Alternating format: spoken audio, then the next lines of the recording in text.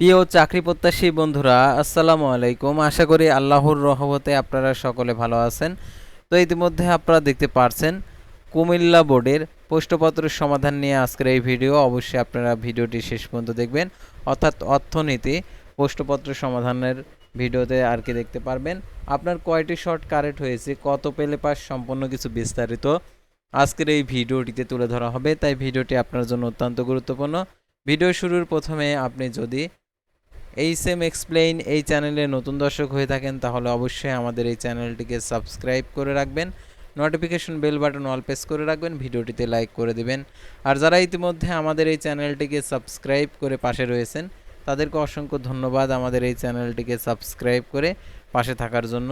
তো আর কথা না বাড়িয়ে আপনাদেরকে দেখিয়েছি কুমিল্লা বোর্ডের প্রশ্নপত্র সমাধান।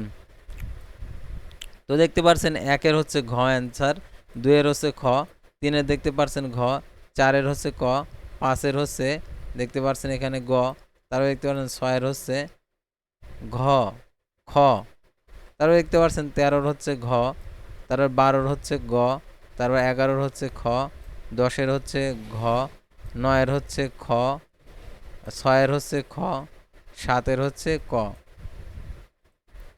তো তারপরে দেখতে পাচ্ছেন এখানে যে আরও অ্যান্সারগুলো 14-র ক, 15-র ক, 16-র হচ্ছে ক, 17-র ক, 18-র ক, 19-এর খ,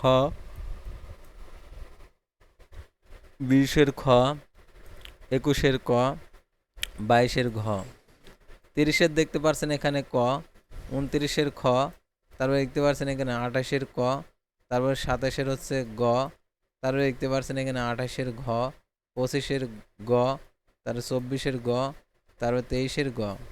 তো এই ছিল কুমিল্লা বোর্ডের প্রশ্নপত্র অ্যান্সার। তো পরবর্তী ভিডিওতে অন্য বোর্ডের প্রশ্নপত্র সমাধান আপনারা দেখতে পারবেন।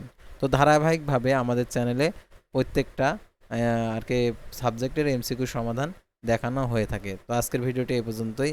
আল্লাহ।